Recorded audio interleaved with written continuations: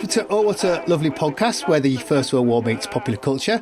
We have a full house today. Joining Jessica, Chris and I is Professor Catriona Pennell from the University of Exeter, and with us once again is Associate Professor Anne-Marie Einhaus from Northumbria University, who we chatted to in an earlier episode. I think it was episode 20.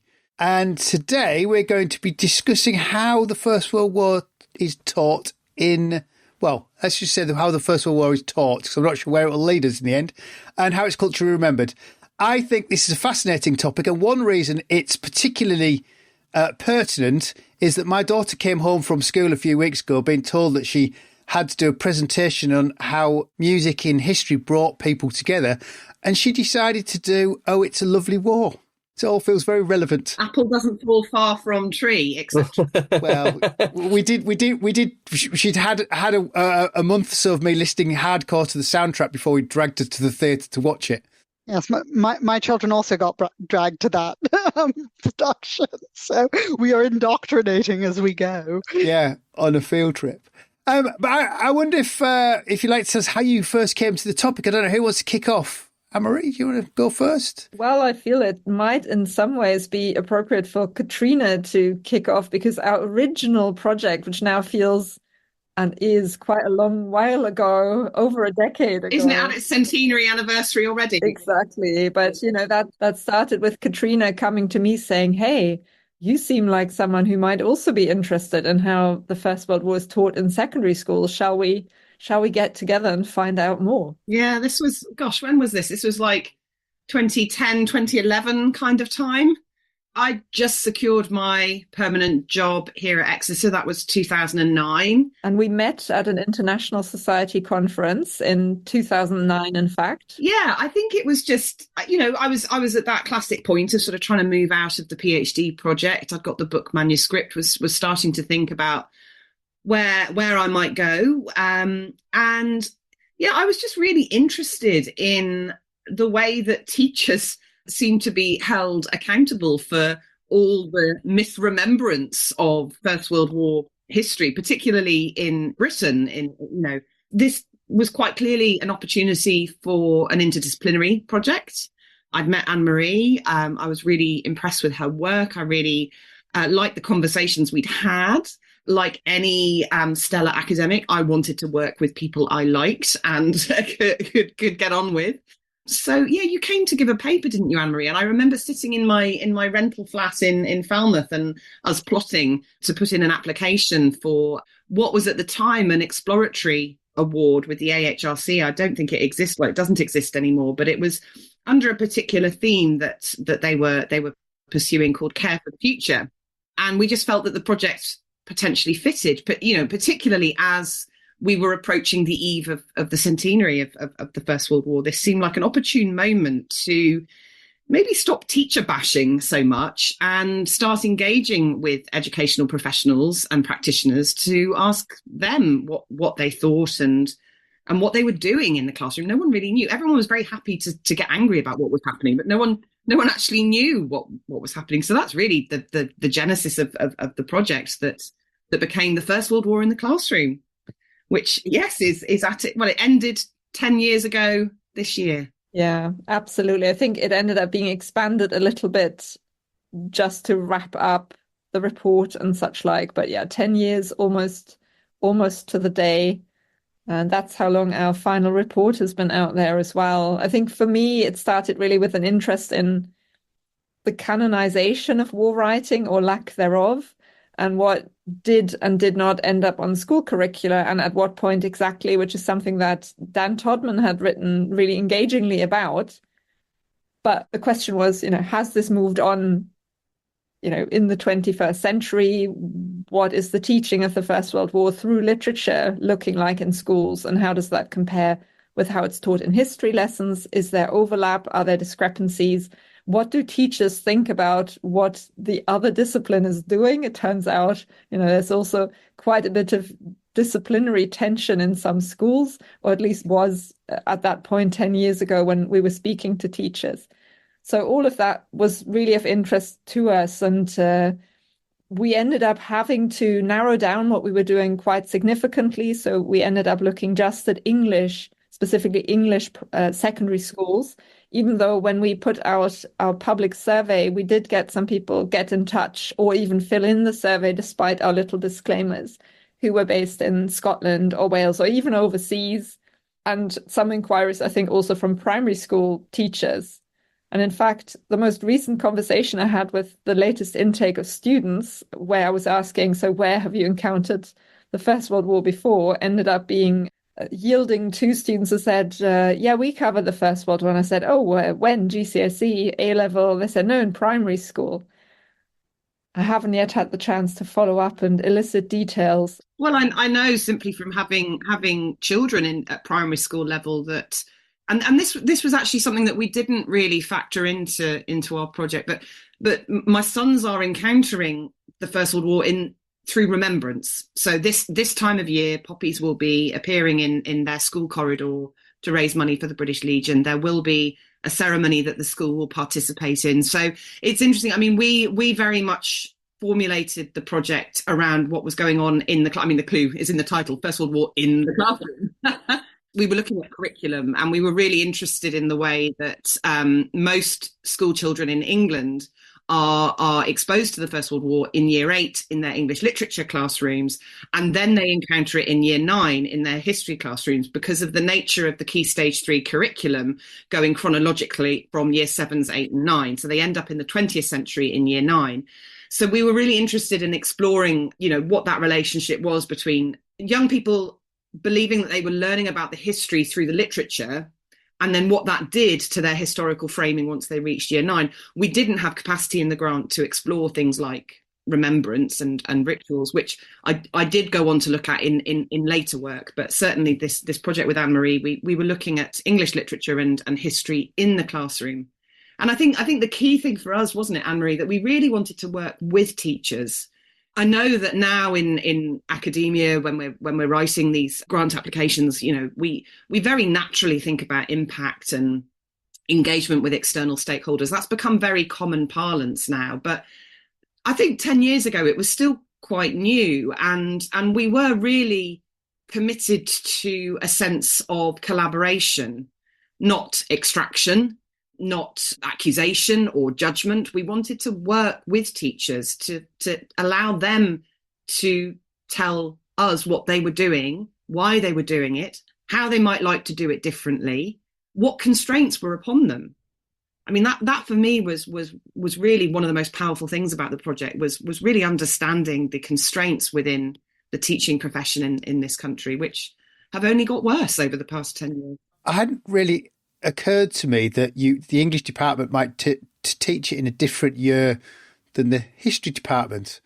And I'm not sure how much agency teachers have to actually go, no, actually, we're going to teach it both simultaneously at the same time, which surely would seem to make a lot of sense, where the kids can draw from the history and take it into their English lessons. I'm not sure, that might not be a quick question we can answer, but I never got taught the First World War in a history class at all at school, as those of you who've read my work will attest. And I never properly got taught it in English either. But when I was at secondary school, some groups who were being taught by a different English teacher were doing poetry and were doing trench poems.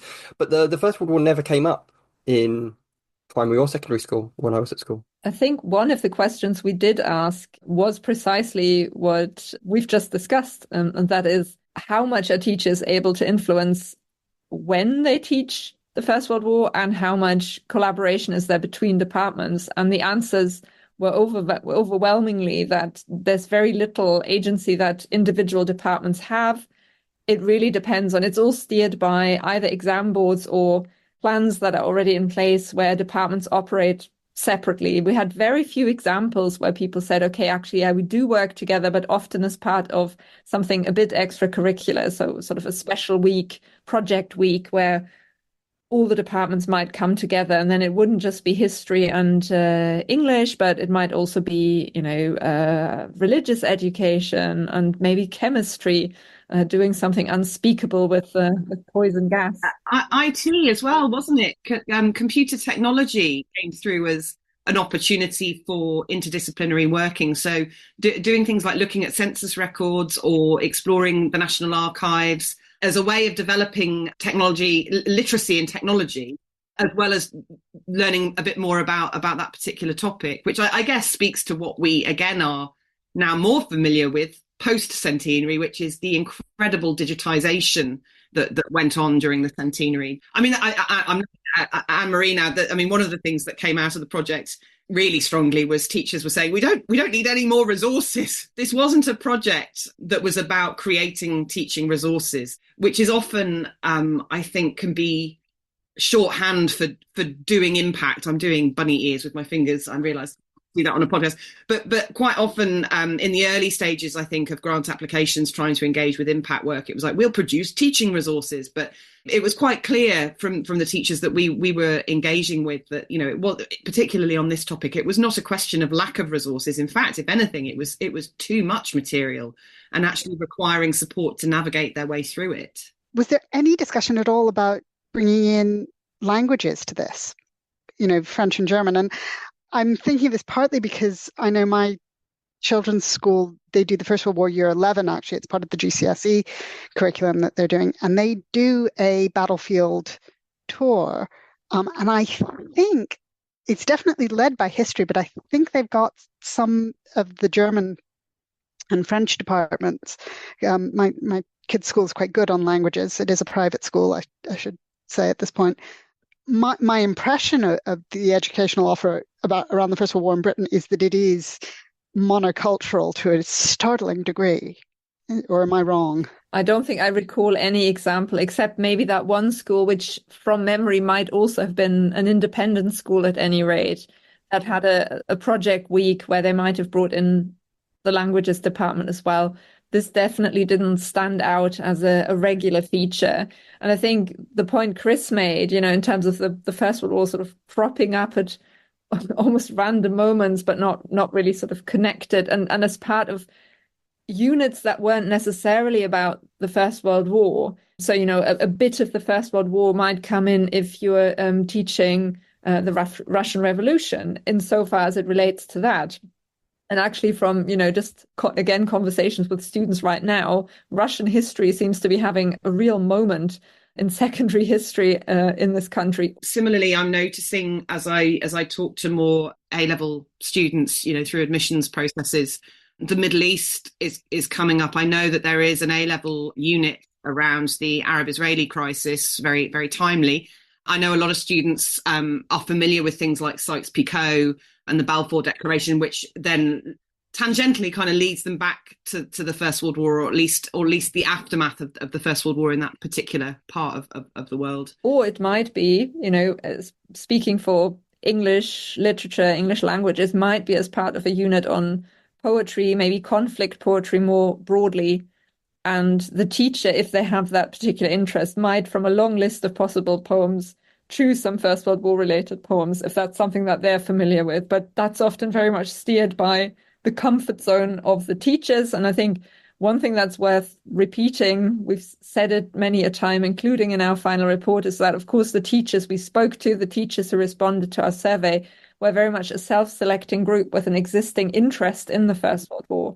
So, you know, we got, in a way, almost a best practice picture of what was happening just on the eve of the centenary.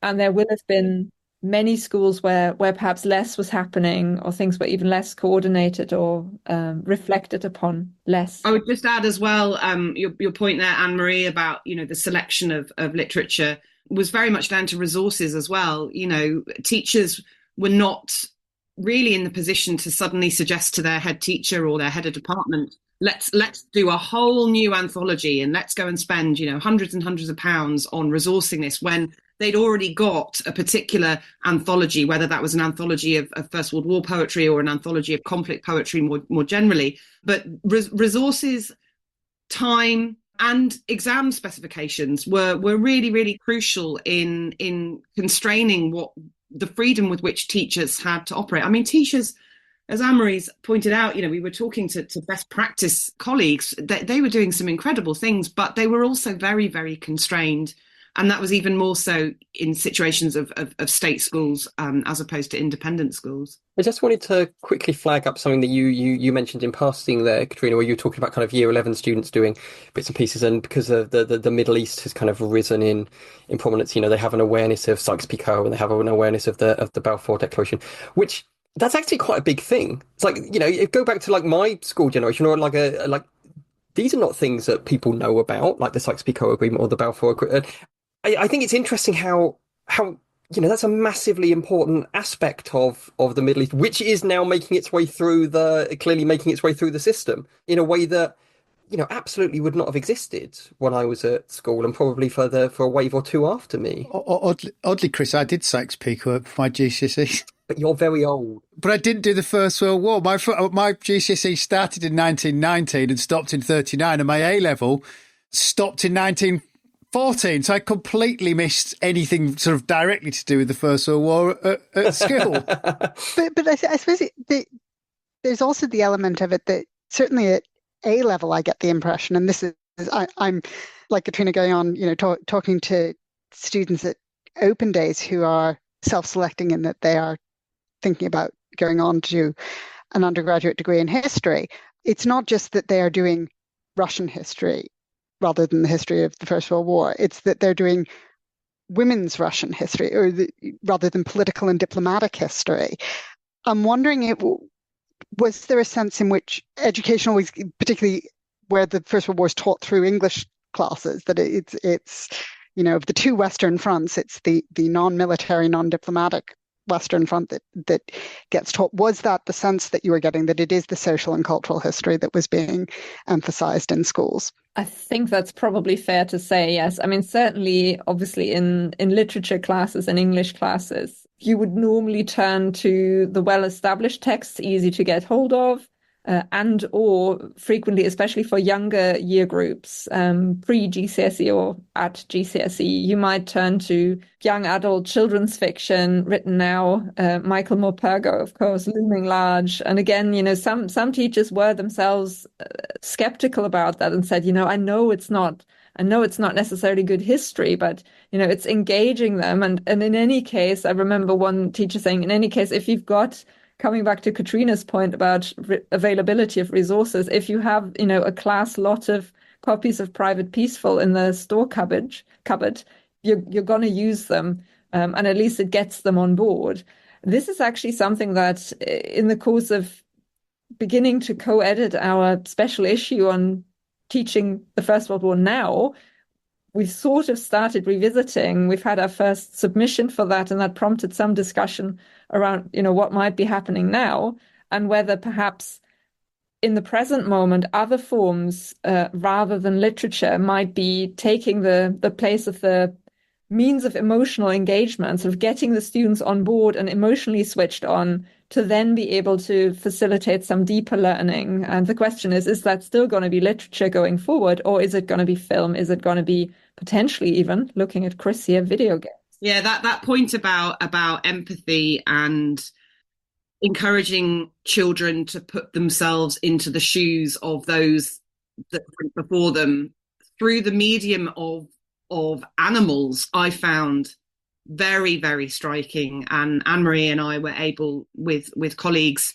as part of a AHLC funded network a few years after our original project, we were able to pick up on some of those themes and also widen it out to the Second World War as well. Boy in the Striped Pajamas perhaps being a classic example of children's literature, young adult literature that focuses on the Second World War and the Holocaust.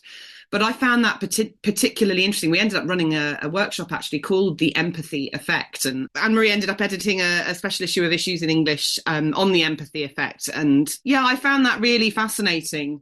This apparent need within secondary education to get young people to feel something about the world wars. That in itself can be problematic, presumably, though, because there's not necessarily... You could start to move away from the history. So my example of this was at primary school. My daughter was asked to write a letter from the front She's in a trench. She has to describe the trench. She came home. She told me about it. She told me, and I said, well, of course, that would be censored, and there'd be just black lines through it all. And you won't be able to read it. And so she went back to school, then proceeded to dob me in and tell the teaching assistant that my dad says that, of course, this will all be censored. The teaching assistant, who is in her 50s and an oddly qualified teacher, then went, yes, you're right, and then told the teacher that he was wrong. He was only his second year out of teaching school, that actually the logic of the whole assignment was slightly broken. Except it probably wouldn't have been censored unless they named a specific place, which I can't imagine any of these primary school students doing. So. But this raises a really important issue that Anne-Marie was touching upon. It's a meta question here. What is the purpose of education? What is the purpose of war poetry or history education of the First World War? Is it to ensure that young people are getting an absolutely frame by frame, fact by fact, accurate portrayal? Or is it to engage them in thinking about these topics, an early engagement, an early enthusiasm for these topics? And also, is it maybe, sorry to barge in there, Catriona, but is it maybe also about other skills? I mean, specifically, again, in English, I think we arrived at a point talking to teachers and reflecting on that, where we thought, well, it's a fair point to make, to say, I'm an English teacher. It's not my job to teach history. I teach war poetry, or I teach this novel about the First World War, or these extracts from memoirs, because it's engaging writing, and it gets the students to switch on and think about structure, think about form in a way that perhaps a poem about, I don't know, a vase of flowers might not. But, it's not necessarily my responsibility then as an English teacher to underpin that with huge amounts of context, which a lot of teachers we spoke to were trying to do. They were trying to give that information also, but they also have to teach skills and knowledge that isn't related to the historical context or content here. And also, in the world that we're living in, whatever way we can encourage empathy, whatever way we can encourage people to think about lives that are not our own, and particularly lives that are suffering and enduring violence and enduring injustice, I absolutely do not have a problem with that. But it really raised some interesting dilemmas. As a historian, what is the purpose of history? Is it to engage? Is it to, or is it to ensure people go away with a really factual account of something? And I don't have an answer to that. It's something I really enjoy talking about with my undergraduate students. I'm just wondering about that empathy and the skills element of it, because I'm not sure that teaching, say using Anthem for Doomed Youth to teach the sonnet form, which is how I learned, was one thing I was taught in English classes as a student, is necessarily going to drive empathy, either understanding of the First World War as a historical event, or indeed empathy for Owen the man or the soldiers that he's writing about. It's very formalized, and this is a criticism of English. What is the purpose of doing English literature as a subject if you're going to break it down into, if it's about sort of form and structure and big words rather than the emotions which it evokes? I suppose that's the question for both disciplines, both subject areas, is where does emotion fit into the scholarly element of it? It's one of the reasons why I've always liked, weirdly, I mean, that's looking back, one of the times that me and Catriona kind of reconnected post my PhD was at the French Institute in London, where you were presenting some of the stuff about the teaching in the classroom thing. And I was there with Yoan Fenice, who did the computer game Valiant Hearts, and who we've had on the podcast. And, it's a cartoonish, it doesn't look accurate, it doesn't look authentic, it doesn't look real.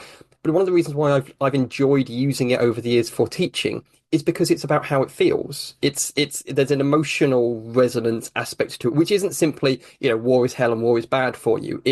War is an emotional activity, and there are ways of engaging with it through the reframing of emotions that is many, many times more interesting than just, this is what a rifle looked like, and the trenches got soggy, and that that aspect, and then Blackadder, and then presumably Michael Gove kicks my front door in. Oh, you wish, Chris. He will never leave this house alive. I mean, so I think it's all been taught wrong. Surely the history department should teach it, and then the English department should follow through. Perhaps they are teaching it the right way. Maybe the English department helps identify the tropes that the history department can then discuss and work out why they're there and deconstruct it and actually add an element of critical thinking in to say what is wrong with the English department's potential interpretation or what they're teaching. You know, what some of the literature they're teaching might be problematic. So that might make the odd, awkward staff room interaction. Well, not really. You know, we sat there at the Society conference last year, and they were talking about. Is it Sean was talking about the narrative arc of Sassoon's writing about the First War and how it changes over time, but you only teach one. You tend to teach the early part of his writing and not the later part, which is different. I suspect, given the discussion of resources, what really happens is that none of this gets done in schools, and it's left for, you know, people like us to then do cultural histories of the war, which tries to meld the two, which I'm trying to do, with the very odd effect that I've got seminars which is almost entirely male, who are quite clearly there because they saw war in the module title, and they're getting very confused about why I'm talking about clothing in the Material Culture Week, or, you know, all this literature and women's ephemeral fiction. I think the problem we're facing, isn't it, is that when we teach First World War material at university level, as you say, Jessica, we can't rely on anything in a way. We can't rely on any particular set of previous knowledge, because the way that the First World War in particular is taught is very atomized, and every single student who comes to university will bring a different degree of knowledge from zero to quite a lot with them. And that depends very much on individual choices of teachers, choices of individual schools in terms of what units to adopt. But I guess also it's maybe helpful to remember what a lot of the teachers said to us in the course of our conversations on that project, which is what we set out to teach and what we're telling you about setting out to teach is absolutely not the same as what students will come out of our classes knowing. You know, we all know the phenomenon. It continues. We weren't probably any different back in the day. And I think that was, you know, Anne-Marie and I were very aware of the weakness of our methodology in that first project, that we were working with and speaking to teachers. We were not working with and speaking to young people. And that then actually drove my own interest as the centenary unfolded, and as we emerged out of the centenary, in actually how do we access young people's perceptions and understandings and interpretations of the First World War, you know, in ways that are not performative, you know, are not a young person telling an adult what they think they should be telling an adult about how much they know about the First World War, for example. What kind of impact because you started the project in 2010, did you say 2009? 2013. 2013. Was there, because obviously, you know, that is prime lead up to the centenary, to the extent that, you know, there is actually an ongoing question about when does the First World War centenary in this country actually start, because it probably isn't 2014. Did you notice, if not necessarily like the teachers changing anything or kind of evolving with the teaching, the wider cultural pressure on teaching the war having an impact on the classroom? I'm not sure there was a sense of pressure. I think there was definitely an awareness that this was a once in a generation moment, to be living through the centenary. Going back to our earlier point about sort of drowning in resources, that was definitely exacerbated because of the centenary, this sense of, you know, I mean, all these wonderful things that were happening around digitization projects, but there was definitely, I think, a pressure on teachers to engage in terms of their time, to get involved in all of these wonderful opportunities that archives and museums and other organisations were putting on. No one really addressed the fact that there was probably quite a large part of the education profession and their students that really didn't care that there was a centenary going on, much like the wider population. I mean, disinterest, lack of interest, apathy. I mean, these, you know, again, just coming back to the methodology of our project, you know, these are things that are really hard to measure. Anne-Marie's already identified we had a self-selecting group of enthusiastic, engaged teachers. How do you reach those that are not? I'm not saying that in a judgmental way. You know, I mean, teachers don't have to be passionate about the First World War to be good history teachers.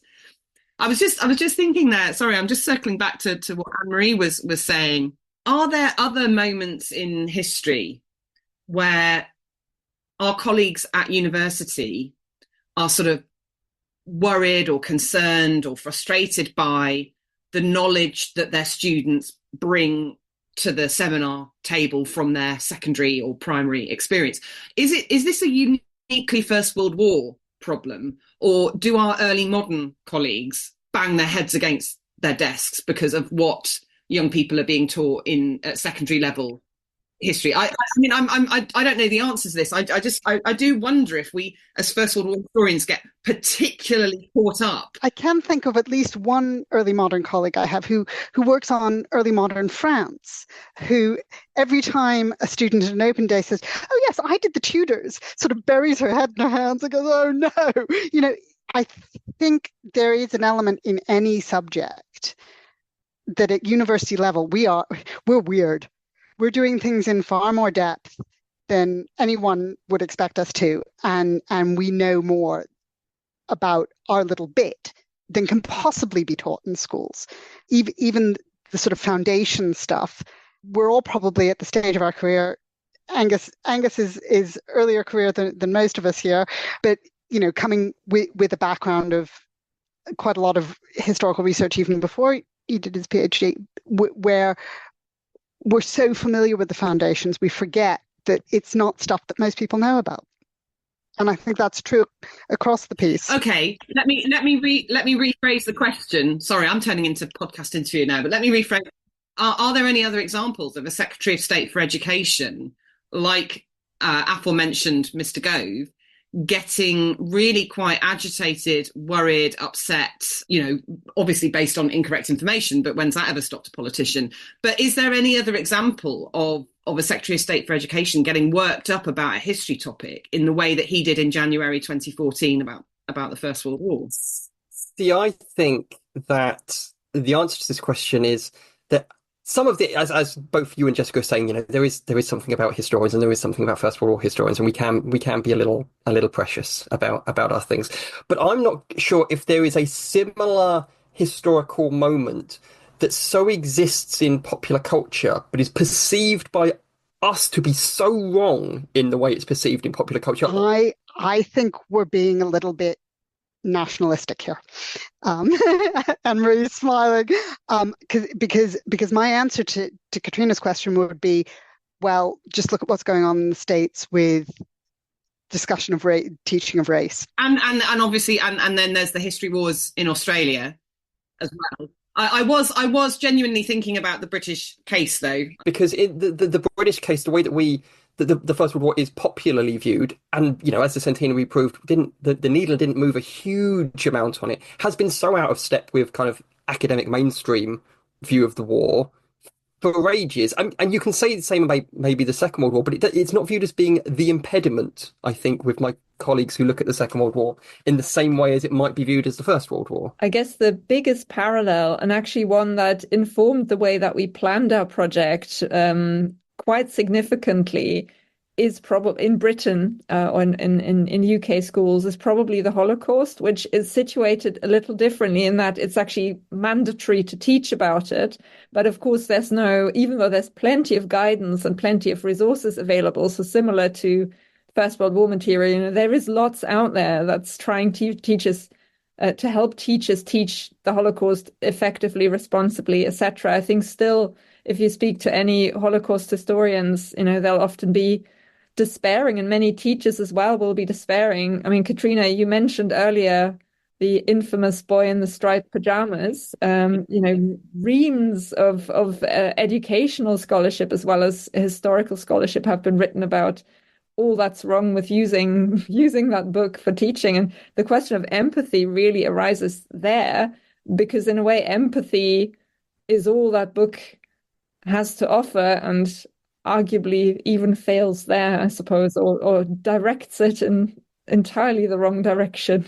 It might have been ever so well intentioned, I'm sure it was, but I think, you know, there we have another topic where what students come out of at least some of that teaching with is not necessarily what, certainly at university level, we will want them to see. And lots of research, including by folks at the Institute of Education, who we work with quite closely for our project, has been done on that, and the sort of pervasive effects of using particular novels like The Boy in the Striped Pajamas in teaching. We're back to sort of the founding premise of this podcast in some ways, which is, the First World War, it's not just a historical moment. It is also, and has been since it came into existence, been part of popular culture, represented in popular culture.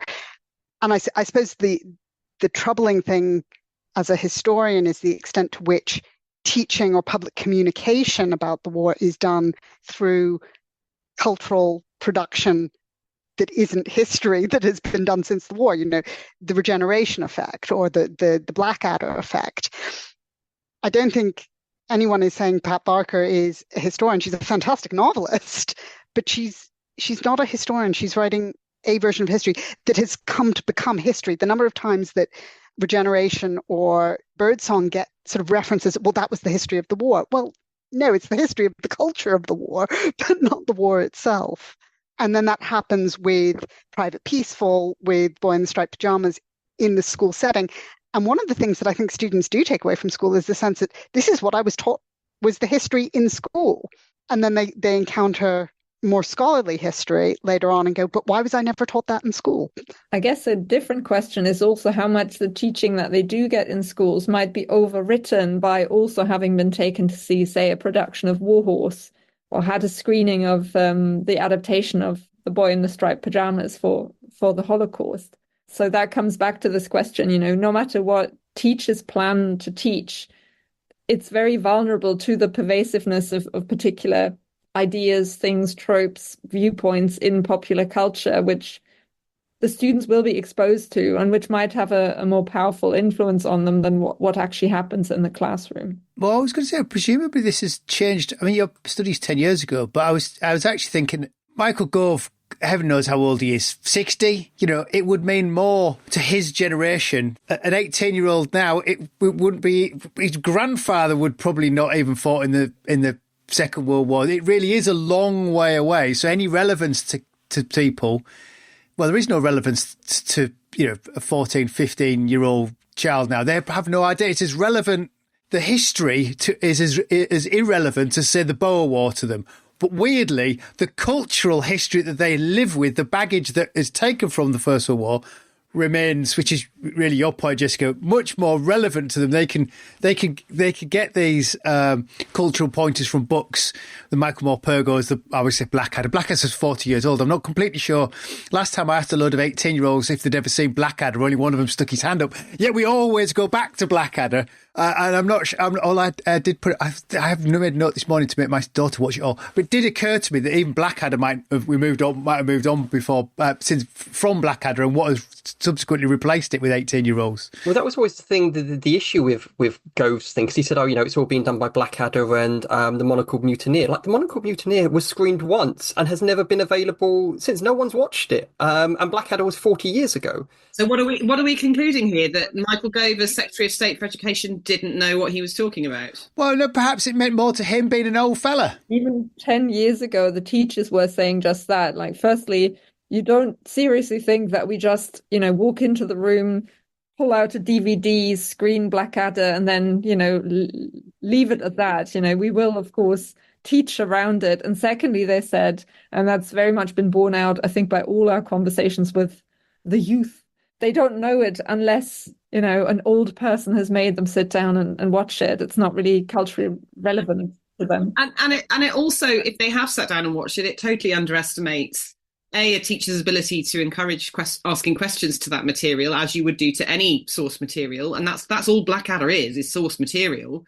But also young people's ability to think critically in and of themselves. This for me is, one of the biggest things that's come out of the work that I've done since First World War in the classroom is, we must not underestimate the capacity of young minds to think critically and in their own way reach really very intelligent conclusions that makes it exciting to work with young. We're very privileged, those of us that get to teach at undergraduate level. You sort of hinted that there was some follow-up to this project. Did you manage, Catriona, to find a way of asking young people what their experiences were?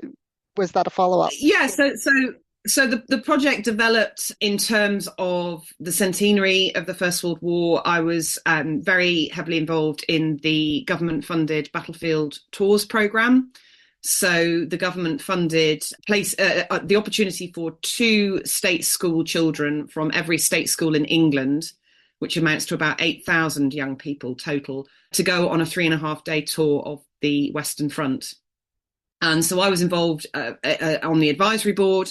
And then I put forward a proposal to the team running it that I do a research project. And I took on the role of academic lead for pupil evaluation and did 4 to 5 years worth of interviews and focus groups and surveys with sample groups of the young people that went on these tours. And then that's led to publications available in all good journal online websites. But yeah, that was much more thinking about how young people were interacting with the physical, emotional, cultural space of remembrance, what they understood the purpose of remembrance to be, what lessons they were taking, particularly around this idea of young people having to carry the burden of memory, which, going back to Angus's point about Gove being anxious about, the memory disappearing. I mean, this is the crux of remembrance of any kind, isn't it? It's about the anxiety of forgetting. It's about worrying that people won't remember these particular moments that certain people feel are so important to the national story. But yeah, I mean, that's a whole other podcast. So have you reflected subsequently on how you felt the centenary affected teaching? Do you think it changed things looking back 10 years?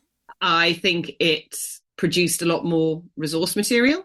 I think it shone a spotlight on a moment that in that moment enabled students and teachers to engage with that moment that I have seen trickle through, as undergraduates come into my seminar spaces, those that were at secondary school during the centenary remember the centenary in the sense that they remember it going on.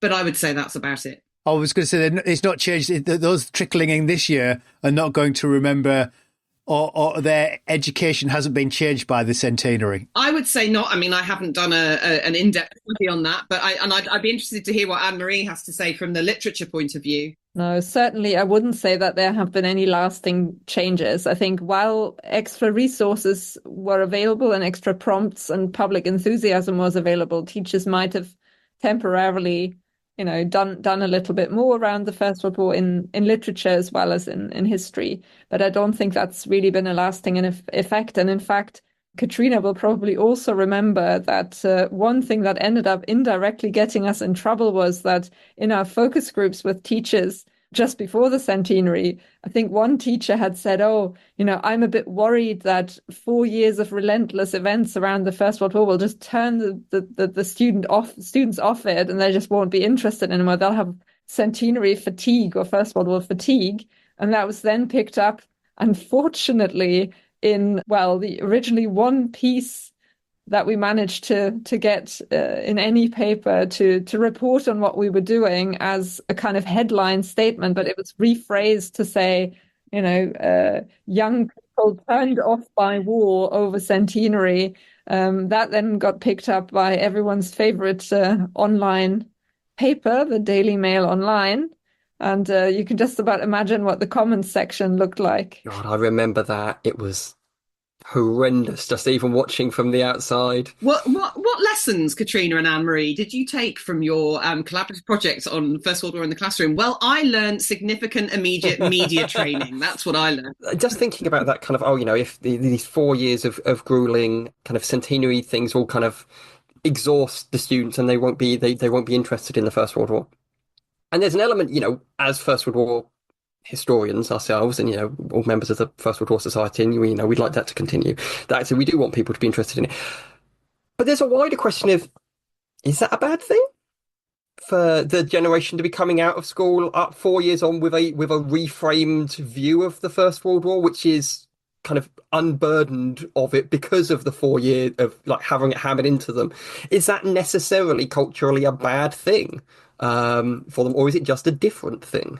I suppose this is where teaching and commemoration really come together, in the sense that what is taught in schools has a lot to do in one way or another with what turns out to be mainstream views on commemoration. And I think for the longest time, and Catriona, correct me if I'm wrong, but I think that was one of the things that you also came away from your talking to young people with during the centenary, that there is still a sense that it's in some way important to commemorate the people who fought in the First World War.